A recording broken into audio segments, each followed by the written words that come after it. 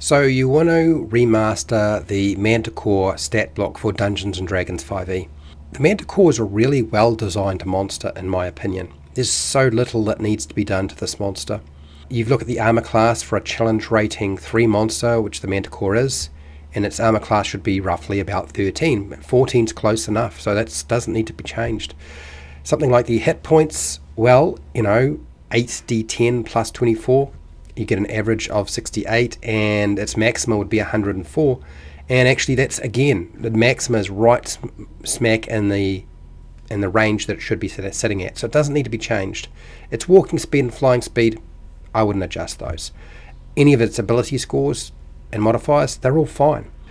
It doesn't have proficiency in perception, which I thought was strange. It's kind of like a lion. They should have really good sight and they really be able to hear things. Their perception is going to be a lot better. So I gave them proficiency in this. So their skill and proficiency is +3, because the modifier is a +1 for wisdom and a proficiency bonus is +2. It's really weird that this is one of those monsters that, well, dark vision to 60 feet is probably not enough. So I pushed it to 120 feet. So it did have dark vision. Passive perception is 13, so I adjusted that. Then we go down to the tail spike growth. I think it works really well the way it is. It's simple, easy to navigate as a dungeon master. Didn't need to change that. Its multi-attack, again, is also pretty good. Like, I wouldn't change any of that.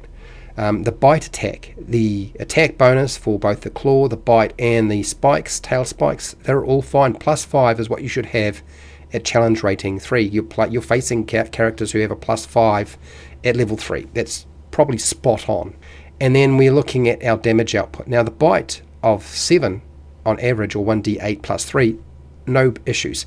But the claw is way too low. It's just not enough to really get the job done. And I would suggest taking that, and it was like a D6. Go to a D10. You could go to a D8 and it would still be fine, but you could go to a D10 and add your 3. You get 8 as your average.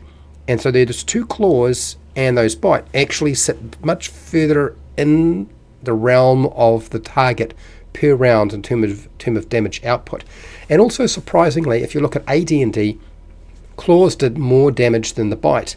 But if you look at how a lion works, and a manticore is basically a flying lion, lions do more damage with their claws than they do with their teeth.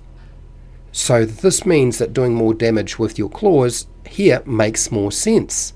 So up close, it's much more dangerous compared to just throwing spikes at you. The spike damage, do 3 of those, it's all fine. There's really nothing much you need to do with the Manticore. It's so just really small things that they didn't take into consideration, but most of it is really well designed. So well done, Wizards of the Coast. I'll put my small variation up onto Patreon if you're interested.